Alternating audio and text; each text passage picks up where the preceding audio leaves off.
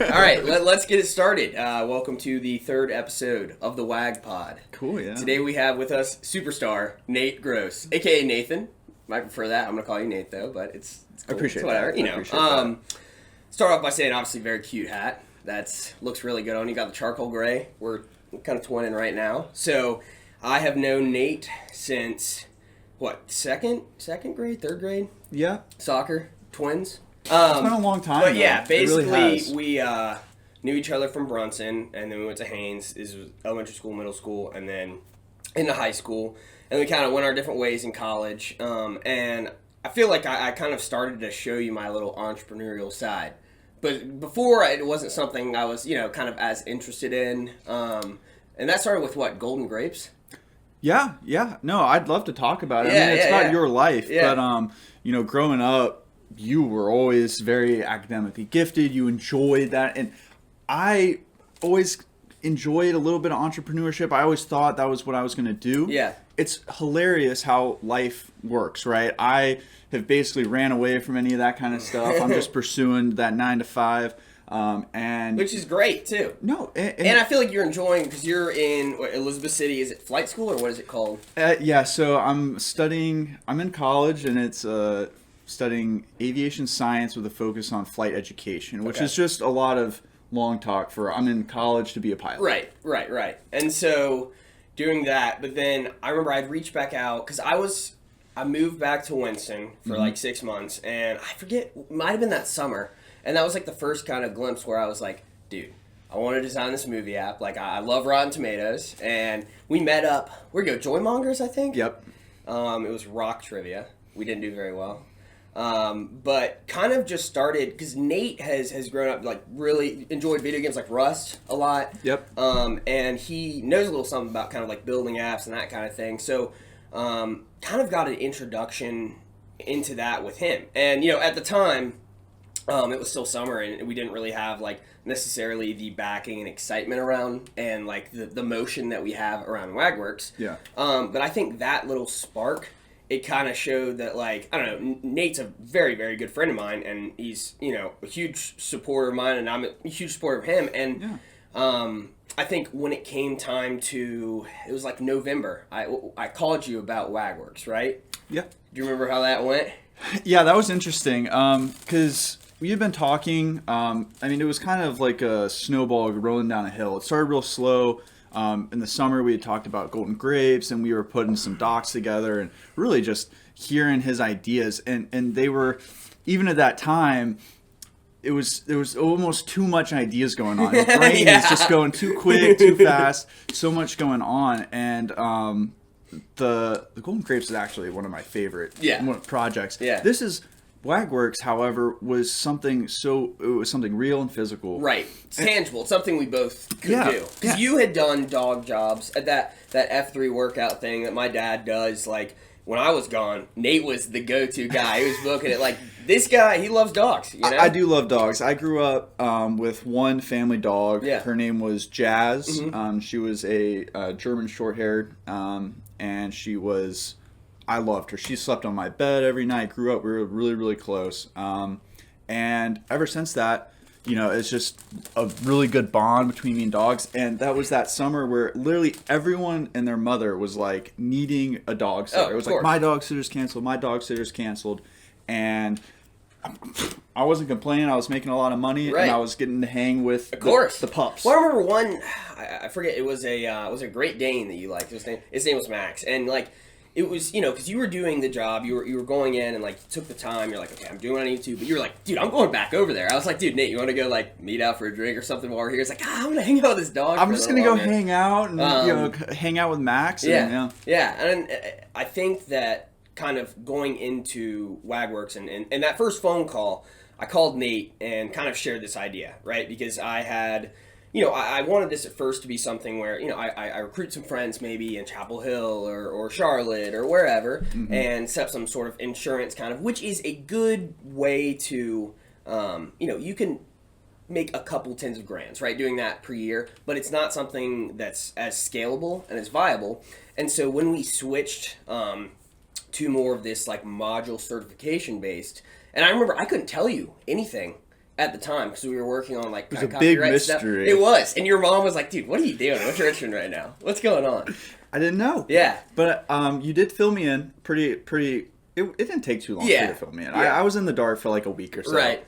And then after that, I was kind of like, okay, we've decided like this is something we were going to do, and it was something that was very easy to get behind. Right. You know, in terms of like, you know what, this is great. And then in the large scheme of things, you know, in terms of like, you know, a portfolio, like, you know, in terms of creating a business and something that you can manage long term, like this is fantastic. And it's, I mean, might be too early to say, but really exciting. Yeah. I mean, you know, we have to see how it goes, but I think it's just that energy. Hats. Yeah, exactly. The hats, that's tangible right there. We got them.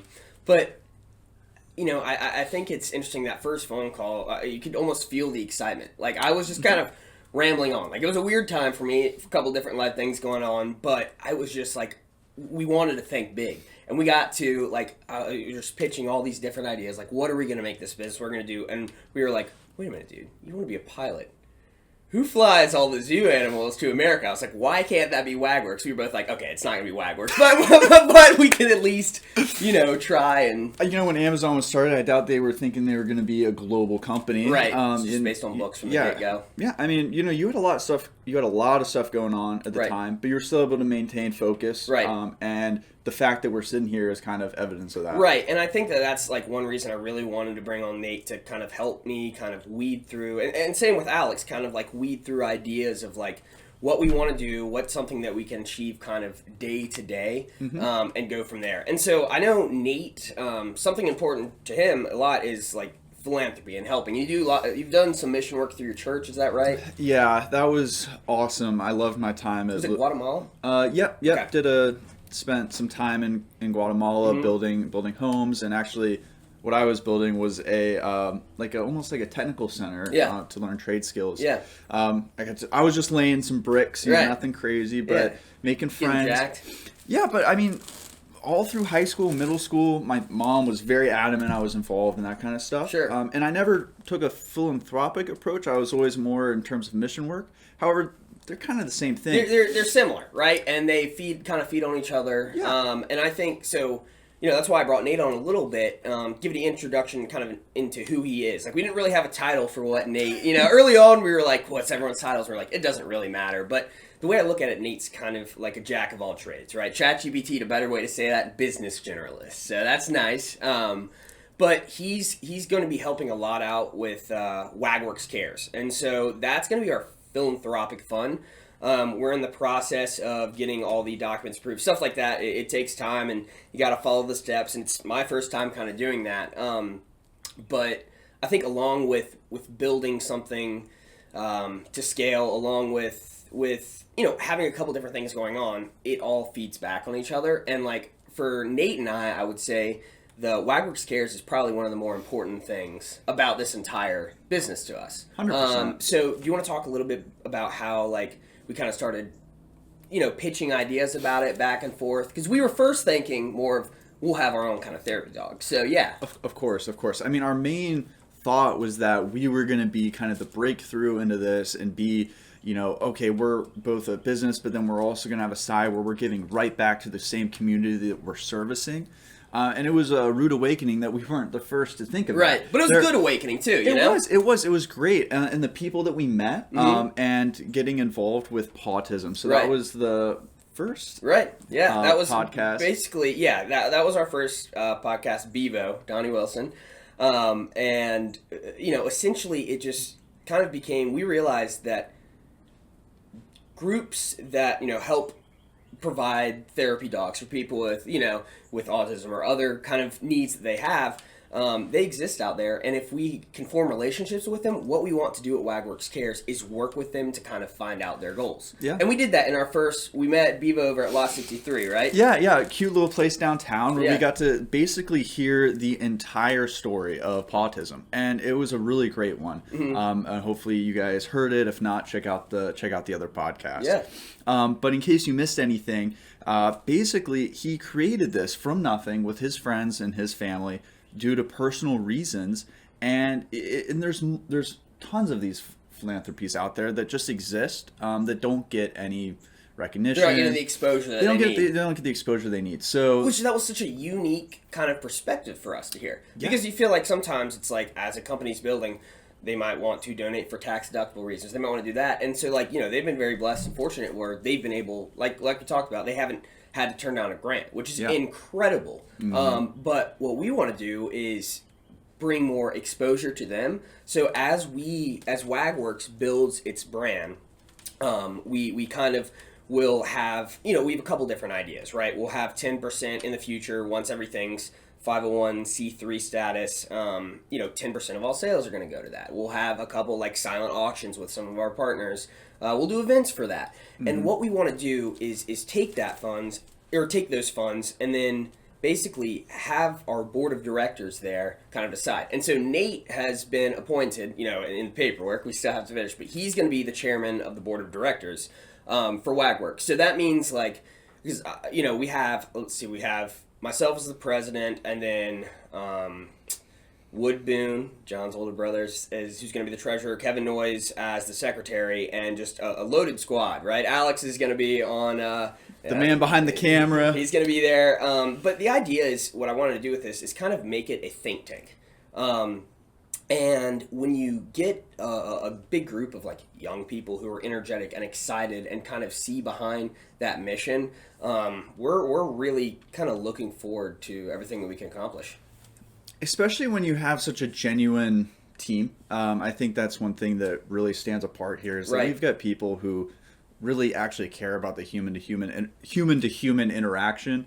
Something that kind of, we care so much about money when we're talking about businesses and the funding, and sometimes it's not always about the money. Sometimes it's about that interpersonal relationship and building trust and building that team, building that think tank. It's going to take time, but I'm really excited. I am, and it's the first time for everything. Like it's like I mentioned before, I've never done this before. Like I was in Phi Delta Chapel Hill, and I ended up like running the philanthropy for like the 2 years. So I've had the experience of doing that, and I think like our cause was ALS, which is incredibly important, and it's, for me, as I've mentioned, I think mental health is like a cause and stuff like that I really want to keep pushing and getting behind. But having that experience of taking something that had kind of fallen off just a little bit and bringing back events that we used to do, getting excitement around it, getting shirts, getting a band for little events.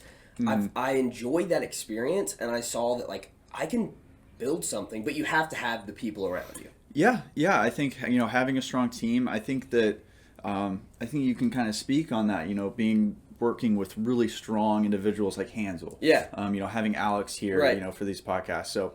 I mean, I think I'm just very fortunate where I'm at, and I'm fortunate that the idea that we have is a pretty good one. But also, my friends.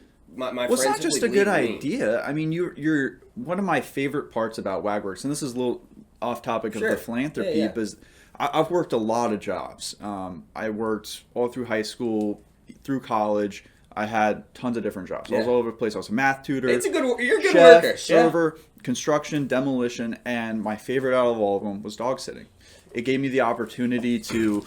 I was at Forsyth Tech during that time. Yeah. So I was able to just bring my classwork and study, do my homework, play with the dogs. I mean, and people will pay for quality care. I mean, if you were there to actually take care of that dog and that kind of responsibility, everything about it, one of my favorite opportunities. So not only is Wag Works helping dog owners who need someone to take care of, but you're helping younger people who haven't quite found a place for them to be, productive. Well, exactly. And I think that's a great point, because we've mentioned this, like, coming off of COVID, right? That was a weird year. Yeah. Right? We at West, we ended, what was it, March 13th. Yeah. And so since then, like, Friday too, wasn't it? Friday the 13th. Yeah. That's ominous. Ominous. Right yeah. But anyways, I think it essentially almost revealed the mental health kind of crisis and issues that younger people and older people have. And you see a lot of people our age who are like, not certain what they want to do next. And I think those are the kinds of people where, like, hopefully Wag Works can provide a community, a purpose, some extra dough on the side, and go forward with that. Like we've had a couple events too. I guess going back, we did that Christmas event. That was our first thing. That was a talk lot a of little bit fun. about that? I'd love to. Yeah. The Christmas event was a lot of fun. We did this Christmas party at the Mansion on Main. Mansion on Main, yeah. Mansion on Main. And it was in fact a mansion. Shout out Amy North. Yes, Thank you. Amy North let us use her, and we were basically able to gather anyone who had heard of Wag Works at that point and just pitch them and just tell them about it, get them together. And we were also bringing in the people we're partnering with, like Anna Banana and MG Designs, and then John Boone with like Burglar Brand. And then we also had the Rick House Rambler. Right. So it was a fantastic event. We got a couple screenings where we were able to talk to this group and talk to this group. Right. And it was kind of set up, and we had a presentation. Like Nate and I would talk a little bit about it. And this was like early on. It's not like... And also, all these groups, they donated items for us. So they're still sitting here waiting, once we get the paperwork finished, for some very cool, like, exclusive items that we can, sell on a silent auction to start getting our funding going, right? It's like little ideas like that. And that was the week where you had kind of like were in and out of my house. So that was kind of cool. Yeah. I called Nate, you were back for Christmas break, right? Yep. And, you were there. I mean, I was just the rambling man then. Yeah, we were, the hardest thing I had to do was summarize, because, you had a lot of ideas, and a lot of them are in place right now. Right. But, yeah, basically I went and lived with you for like a week. Yeah. And we would wake up, we'd, go do random jobs for some we were doing money. Jobs and we're both still very broke. Yeah, we were both very broke, we'd go. I had some friends I'd met down at Swain, super awesome local pub in Winston, and ended up taking care of their dogs, doing some stuff. And like Nate and I were kind of like, all right, well, we have enough to pay for gas. We have enough to just kind of get this idea going before we moved on to the next thing. And so then Alex came in for a couple days there. And then we got the Christmas party. And so a little bit more about the Mansion on Main.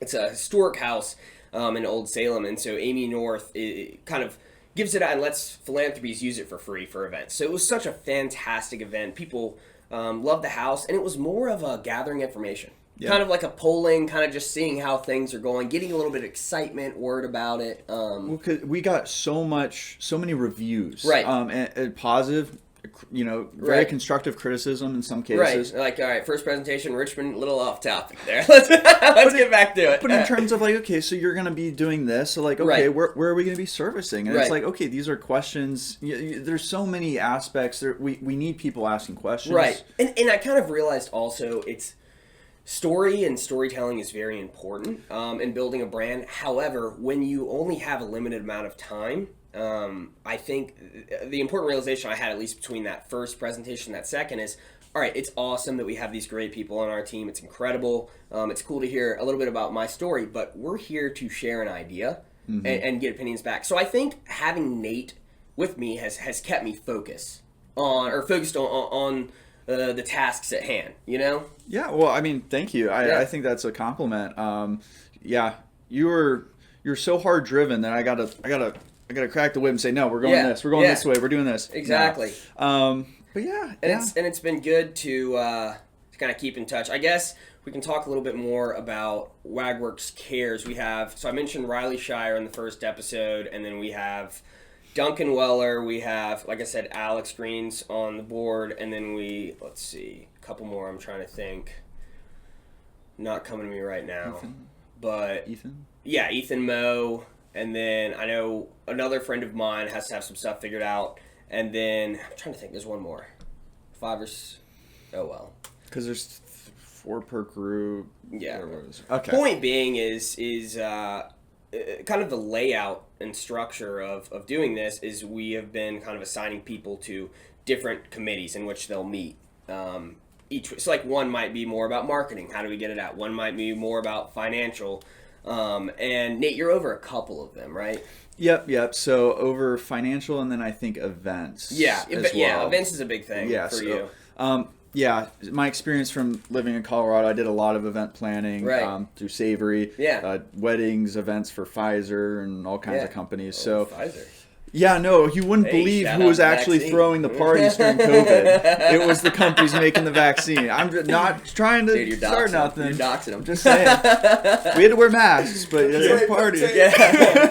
That's hilarious. But yeah, so I'll be over a couple things, but really, I mean, I don't know what the events are going to look like at this moment. Of Right. course, we're going to need some more questions, some more ideas in that Right, regard. right. But that's kind of where the whole team comes into play. This isn't like a Richmond, what's the philanthropy going to be? This isn't a Nathan, okay, you're in charge. I mean, we're really a team here. Right. And I want to emphasize that. Yeah, definitely. And what's cool is people are involved in different things too. Like so Alex is like producing and editing for this. Like he's helps us run projects, but he's also involved in that. And same with you, right? So and we can talk a little bit about app development. We won't go too into it now. But we're working on building the Wag Works app right now. And so like Nate's going to be the chairman of the board, but then also he's working on that with a friend of ours, John Sebastian. And I guess we can't talk about it too much, but what we can say is a little bit about the process. We can kind of say where we're at. Yeah, absolutely. Which is basically we're in the process right now of wireframing and also just page design. Right. So do you want to explain a little bit about what wireframing is? Sure. Wireframing is essentially just creating a long map, a visual map for us to later to go on when we're actually coding, right? And to see where everything is supposed to go and what's supposed to lead to the next thing. It's kind of like a slide deck almost when I was looking at it. And it was interesting because I've been working with Nate and I was like, I need to get some sketches. And this was in the time where like I was a little bit more busy in the time. And so finally got on a call, finally got it figured out. And then Hansel helped us work on that UI, which was huge. Exactly. Right? Because we kind of had that creative vision for that. And then where to go from there. Mm-hmm. And then John's going to put it together. Yeah, on the back end and everything like that. So we're really, really happy with how that's developing. I think we set a target for that, right? Probably, yeah. I think end of April, early May, hopefully. But at the latest this summer, and goes from there. And so what is the app really going to do for the customers? I think what we want to do is create something where we value customer communication. So certain things, like certain features, won't get too into it, but where communication is at the forefront of everything we do in customer service, right? So like with Wag Works, our first like franchise we have in Winston, and I had a decent amount of dog jobs there, right? 10 to 12 clients, and something that I did well, and as well as you, we communicate with the customer. And I think sometimes people forget in terms of pet care, dog care, that you also need to have good relationships with the clients. And so that kind of goes into the golden standard of care, right? And that's something that you and I had worked on, like what do we do well, and how can we foster an environment where people our age are able to succeed on that, Yeah, why are people that we dog sit telling their grandparents or their friends or their family about us to get us? Why do they want us? And so communication also another huge thing. We can talk about, you could be a perfect employee, but if you lack communication skills, you're not valuable. Right. Because so much relies on solid communication. Exactly. So this app is going to really connect the employee, the WAG runner, and the directly to the client through able to send pictures, conversations, because that's something that I like to do. Like people who've used me for dog care, I always just send them a picture, every day. I'm like, hey, Remy says he really misses you right now. We're just little stuff like that because it's fun and it makes them feel like you care. And from an owner's perspective, it's just reassurance. It's reaffirming that dog's in good hands. That if there's any kind of issue, that they're gonna contact you first. So let me ask you this: what do you think kind of made you and I want to work with Pautism as our first kind of group versus like there's a bunch of other really good, like the Forsyth Humane Society and other philanthropies that eventually down the line we want to partner with and do, but what do you think kind of stuck out to that, and what do you foresee being what we hope to achieve like this calendar year with them? So I think that what really stood out was their one of my go-to things when I'm looking at Pautism is their grant success rate. Right. They're getting money to do this. Right. So there is a pathway. There are people coming in and there are people getting grants. So there's already a foundation of this philanthropy already set. And through discussion and talks, what really needs is just more exposure. And I can't think of anyone who wouldn't want, if applicable, money to get a dog. Because money usually is what's coming in the way between you and a pet. Maybe it's the amount of yard space. Maybe you've got an apartment. But what it usually comes down to is, can you afford the dog food, the grooming, but specifically too, like the training before, to give them that autism assistance, that kind of certification, right? To be home friendly. Not every dog is a house dog. You know, there are many dogs that you don't want playing with your little kids. And so having that training is incredibly valuable. Or expensive. So Potism, while they're not covering 100%, they're getting pretty close. They're I believe they said last money in, right? So they make sure everything is set up correctly, and they do a really good job. And so, like, why do we need to come in and be like, okay, well, we want to also do this. Instead, we can find ways to help, which I think is the ultimate thing about Wag Works Cares. The whole Innovative Solutions Fund. Because so many people just take on this idea that you're always trying to sell them something. You're never actually trying to help them. And, through Potism, I mean, it's so like, they're not trying to sell anything. They're not trying to get you. They're trying to help. They're trying to help. Purely. And I don't know how many people, suffer from autism in the state or nationwide, but I do know that there's people that would benefit. So what does that come down to? It comes down to educating or informing a parent in that state that might, inform them, be like, hey, a dog might really help the home situation. Maybe it doesn't, but it's not going to cost you. And I think in my conversation with him and our recent conversations, it's, how do we grow this throughout North Carolina, and then maybe down the line through state lines as Wag Works hopefully grows with, can we help them grow as well? Because the more people do that, the more people that get help. Exactly. And that's, one of the big things is, end of year goals is one of our big goals is really like to see, either an increase in the amount of grants, B, an increase to cover the total costs, or C, which would just be I lost my train of thought. Based on what you're saying, I'm thinking like awareness. I mean, dude, it happens. I forgot someone. I was like 1, 2, 3, 4. Count them off. But I think the overall thing is 5 was But I had so many more. The awareness of it, making more people aware, so you're increasing the amount of people actually applying. I knew, that was totally what you were going to say, dude. The third one was actually getting it beyond state borders. That's where I was going to go. That's where I was going to go. As you grow. And the thing is, too, it's good that we have good communication with Donnie about that, because we want to make sure whatever his goals are, we can aid in those. If that ends up not being his focus for this year, how can we help otherwise kind of deal? It's really just either or. Any kind of growth, any kind of positive aspect in that regard is going to be up for us, because it's more about what Donnie wants. Exactly, it is. And also like what we can provide to kind of take some of that work away. I think another great thing to do for Potism too is talking about his board. I don't know if he mentioned that a lot. Yeah, he did. So their board. They're great. I mean, they've been in there for like 2 years. They haven't left. He's thinking about doing the rotation, but and he's also thinking about maybe getting more people involved in that. When you're in the kind of position where he is, you just need more people. You need a bigger team to help get you out there. And maybe not necessarily the board, but like maybe having some of our team help on their social media, or that's just where we little come stuff. In. Exactly.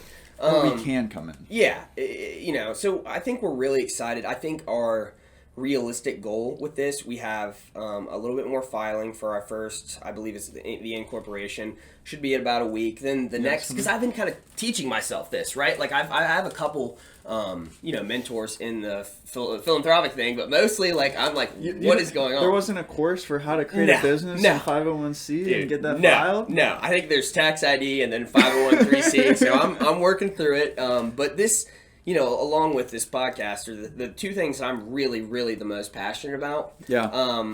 I knew you'd like doing the podcast, and can we get a shout out to this to the recording studio? Yeah, what do you think? This is Nate's first time in Raleigh visiting. It is. Well, I helped you move in. You did. Yeah. And I saw it before it was clean. Right. And it's a little better. Maybe don't share the size. There's no tools hanging on the walls. So something I kind of wanted to talk about with you. I remember early on we joined. We had these conversations about working with your friends. Yes. So I think we had many good conversations about the importance of communication and not being like, we can be blunt with each other because we're so close, but we also want to make sure. So can you kind of talk about like that week where we were figuring out different things and how that kind of progressed? Yeah, I think if there's one thing that a lot of people can appreciate is a long-term friend. And unfortunately, what happens in business is friends end up just becoming obstacles down the road. Right. From experience, I've had all three of my dad and his two brothers all started businesses, and all three of them, they don't exist anymore because of a founding member who doesn't like them anymore. They aren't friends anymore. So it is a real challenge when you have real goals, real deadlines, real work that has to be done. Right. Because we're friends. You know, we're don't be mad at me. So there have been a couple of tough conversations where like, look, we need to do this way, like, and that's just been growth. It has, and I think it's like kind of stepping back and like you realize like the most important thing for me is probably communication. Yep. Right. Like same with everyone when I'm and I probably text people more than anyone I know, and I have no shame about it, right? And I get excited about things, and then, sometimes I think that personally if people don't reply or I'm depending on someone.